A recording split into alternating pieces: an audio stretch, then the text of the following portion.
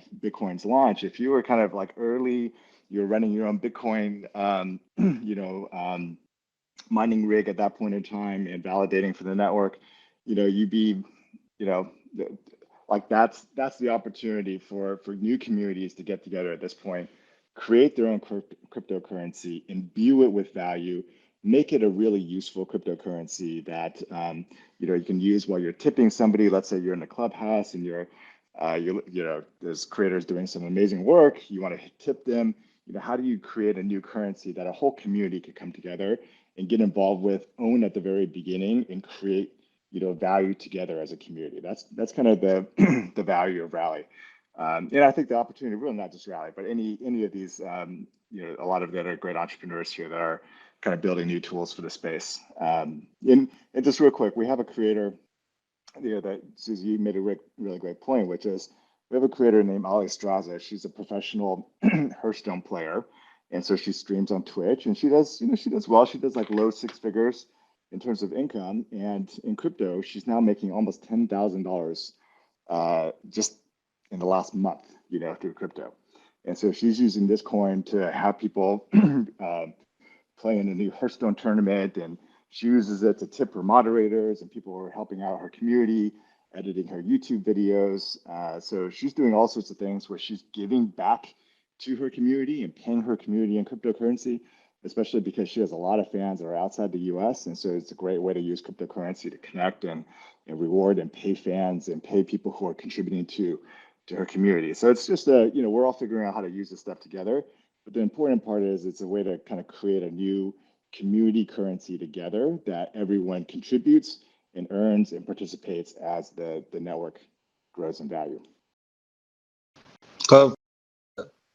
No, we're super, super, super excited about, the possibilities and also how Rally can continue to help funnel the next generation of crypto for not only our communities, but our networks, as we continue to think about ways in which we can leverage the blockchain and decentralized currency to really make more high quality experiences for not only our fans, but just the broader ecosystem as well. So really quickly, I think just kind of, because I know it's about to leave in a minute, somebody who I want to really just tee up real quick is who's really been behind the scenes super instrumental in terms of helping bring the early adopters of crypto into the ecosystem. I know, like, for example, like with Rich Kleiman and Kevin Durant were super early in terms of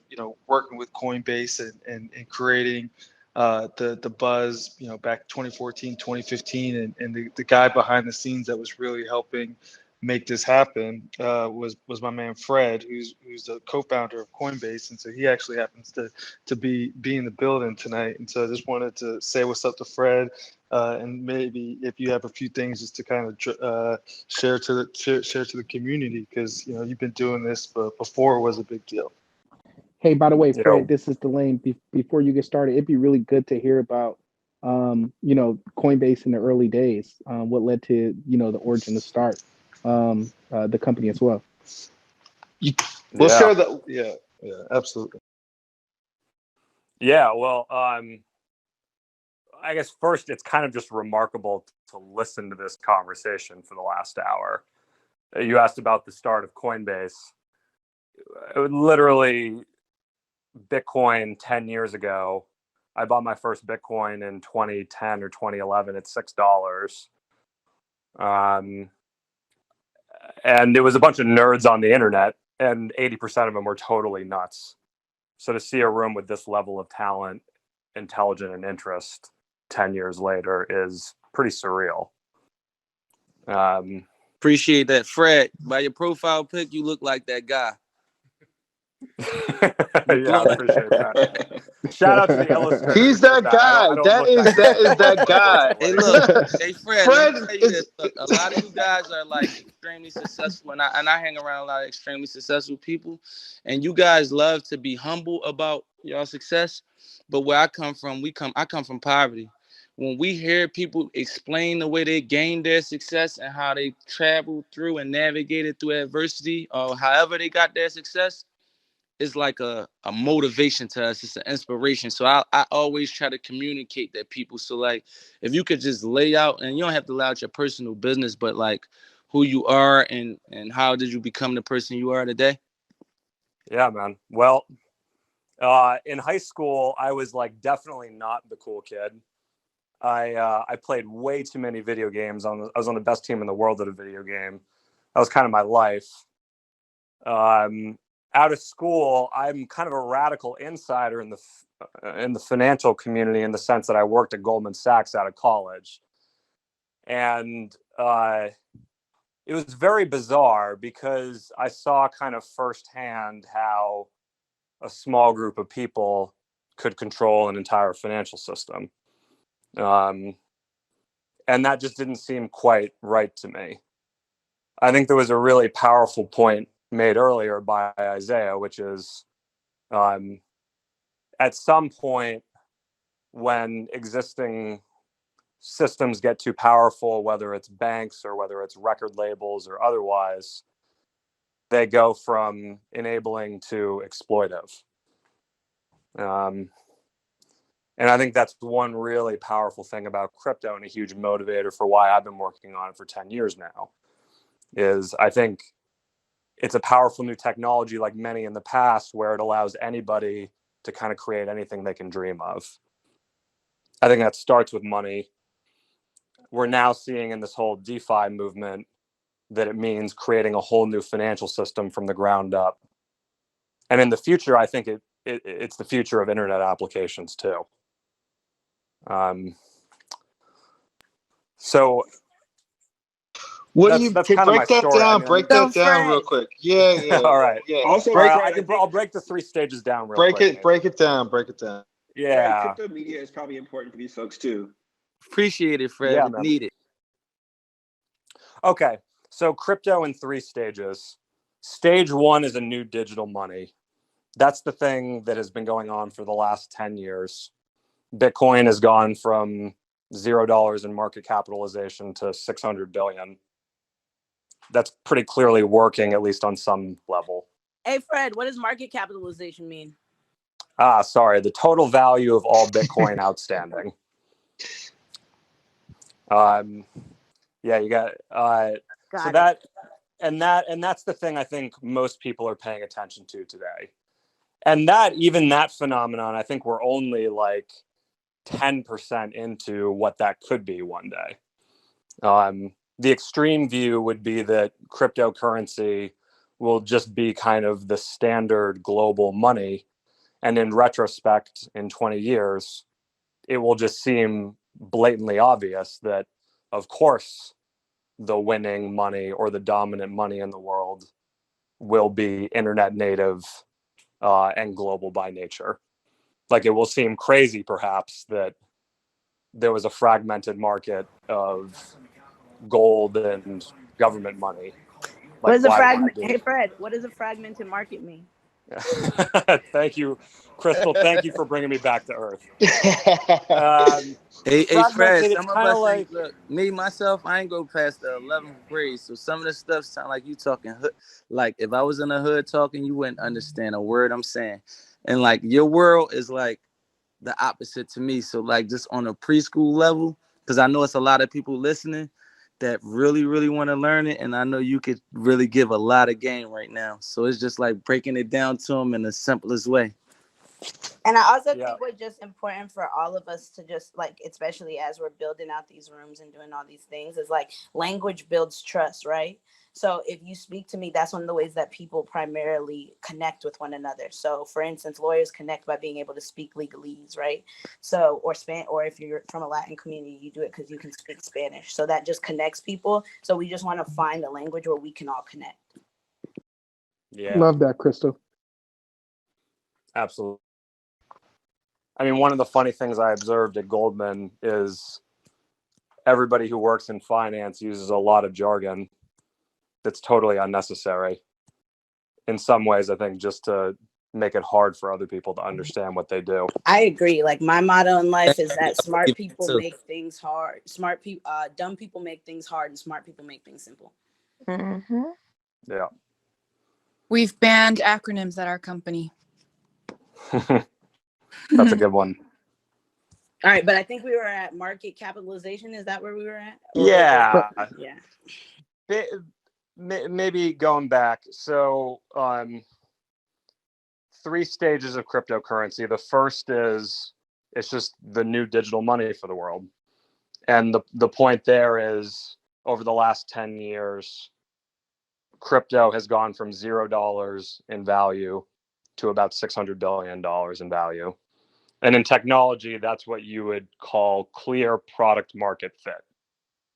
There's a lot of people who clearly want the product, at least so far, that cryptocurrencies are offering, which is a new way, it's a new digital money. And the biggest thing people use that for today is storing their value.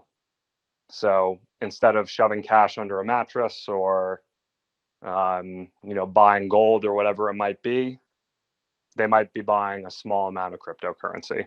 So that would be, and where that's you still would really put risky. that. So just for clarification, Fred, so that would be where you would put that in your hard wallet and hide it in a safe so people can't hack you and take all your shit? That's definitely one way to do it. I'm obviously super biased because I started Coinbase, so I tend to think it's pretty secure. But yeah, I think that's good too. Yeah, but that's exactly right. The second kind of stage, that's stage 1. I think that will take, by the way, like a phenomenon that people are really not used to seeing and almost nobody sees in their lifetime is a new form of money coming into existence.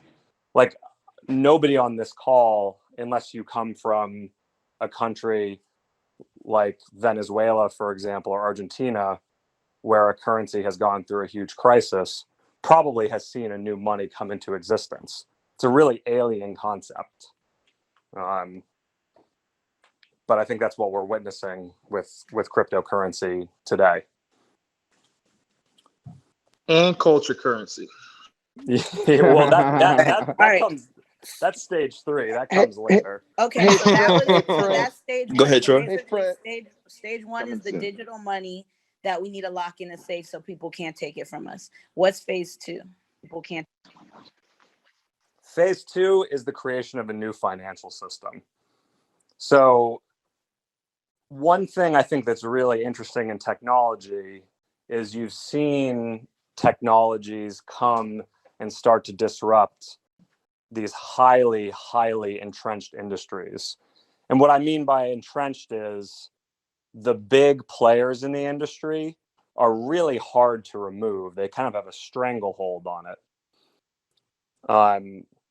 We saw that, for example, with Uber and the taxi industry. At one point, the city said who got taxi medallions, who didn't. As a result, there was just no innovation in the taxi industry. And the prices were also probably too high because they could just control the whole market. Nobody could create anything. Just innovation stopped. And that means the product for people is probably worse. Anyway, coming back to finance, the same thing has kind of happened in finance. At this point, there are only a couple big banks who can generally create new products, and they kind of control the whole market. It's kind of equivalent to what happened in the media, actually. There was a point in time in which only a couple TV stations existed and only a couple big papers existed. And they controlled what everybody read and what everybody watched. Damn. Then the internet came along, and so that's basically programming, like cornering the market, right? Or like a monopoly. Yeah, exactly. Okay. So, and then what happened? The internet came along, and before you know it, anybody can publish their own blog. Anybody can distribute their music. Anybody can create their own video on YouTube, etc. You have this huge boom of innovation. I think basically the same thing is happening in financial services on top of crypto. It's called DeFi right now. It's kind of a cute name that I think hides the potential power of what's going on, which is it's a ground up rebuild of the financial system built on top of crypto. And it's kind of crazy because you have anybody on the internet who's able to create in that new financial system in the same way that anybody can create a new website on the internet. And that's That DEFI, not DEFY, decentralized finance. right. But when you talk about that anybody can build their own, I mean, basically what Ethereum and what Bitcoin and what cryptocurrency and a lot of companies that are building is that for the first time, you have a supercomputer that is built on top of the internet versus having to build on top of an AWS or, previous cloud servers. And so, how do you think about future companies and future industries that will now be built on decentralized networks? So that's the third stage. Again, phase one, there's just a new digital money. Phase two, there's a new financial system. So I have a that's question being really built. quick before you get to 3, Fred, about the financial system. So when we're talking about like this financial system, I don't know why every time you say it, 2 Chainz, let's play big bank, take little bank, keep coming to my mind, but I'm like flipping it where it's like little bank, take big bank. That's great. That's what he was saying. That if you go on genius.com, that's what it really meant. Yeah, so it's like, but now it's like little bank, take big bank. So with that being said, when we're talking about like disrupting that financial system, normally we have to go through the banking system in order to like kind of exchange money. So what you're saying is that with this new technology, we now no longer kind of, unless the banking system buys in the way that I guess the technology would require it to, we would no longer really need the banking system because we would be able to exchange person to person. Please correct me if I'm wrong. No, you're 100% right. The way a lot of people refer to that is you can be your own bank. You no longer need an intermediary. You can just own your own money and use it as you wish without needing a bank or other financial intermediaries, which is a powerful idea. Wow, that's huge. Yeah. Let that sink in for a minute, everybody. You could be your own bank. That's all I'm saying. We could go Troy, on I to believe phase you had 3 a now, question. Fred. Troy, I believe you had a question. Yeah, and where does regulation come into play, both domestic and globally, and like sort of what's your forecast on it? I think regulation may be the single biggest question for crypto. So it's a really good one. We watched the internet go through this cycle. I don't know if y'all remember, there was a point in which encryption was considered military grade technology that was illegal for a normal citizen to use. And just to show how potentially strange that is in retrospect, encryption is the thing that lets you safely put in your credit card on the internet to make a purchase, or safely connect to Gmail so you can send an email securely. So why would they?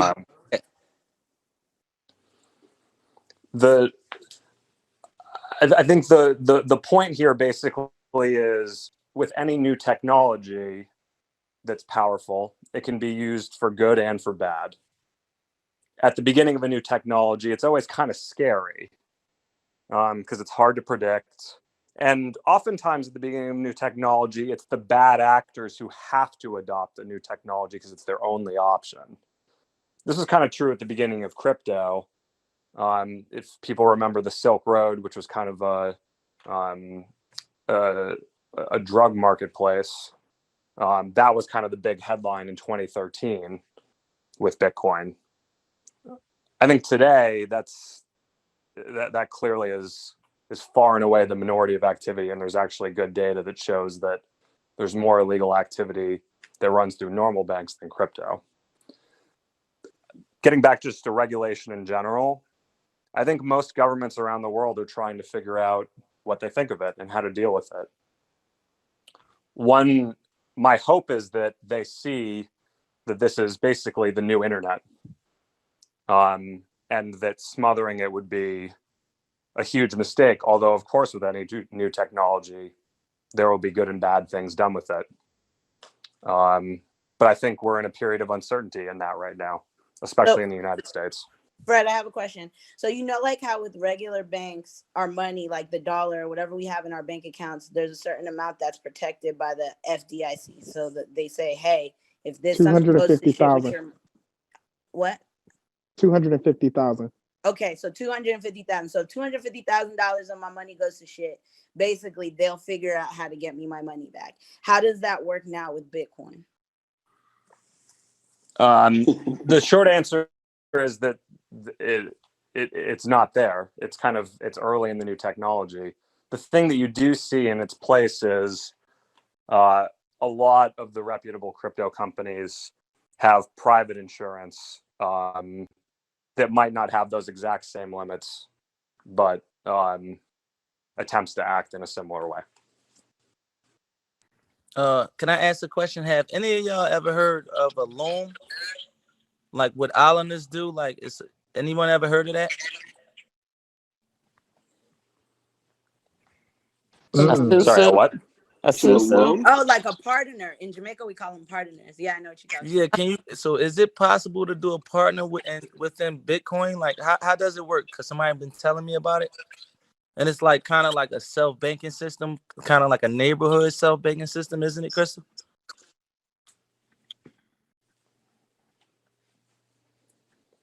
Maybe you guys could give us an equivalent to it. Did you say a loan at the beginning? The way that a partner works is like, for instance, say 10 of us wanted to go in and put in money, right? All 10 of us would put in $100. So if 10 of us put in $100, 1 week, Kev would get all the money from the $100.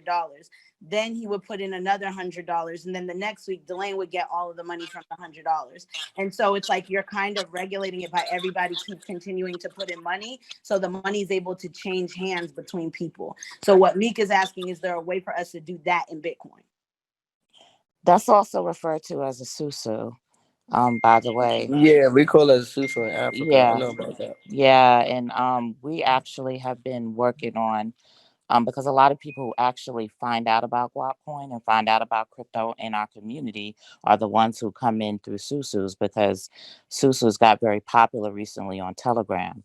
And Telegram is one of the main outlets for crypto in terms of communication.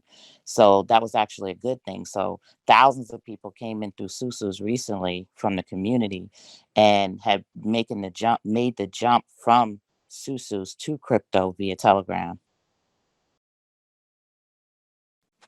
Yeah, to answer your question, it is a possible way to do that. You just got to find the right group of people that you trust, because basically everybody, when it's their week or when it's their turn or when it's their day to put up the money, you just have to grab each and everybody's money and put it up. And basically, when, let's say, if you do a bi-weekly basis, that person, so for instance, if it's your week, Meek, right, to get paid out, you just got to make sure it gets paid out. With Bitcoin going up and down, it'll be different payouts, right? So, one minute Bitcoin is at 35,000, next minute Bitcoin is at 40,000, right? Whatever it is, so it'll be different payouts. But with Bitcoin, I think we in it for the long term. I don't think a lot of people want to get rid of their Bitcoin.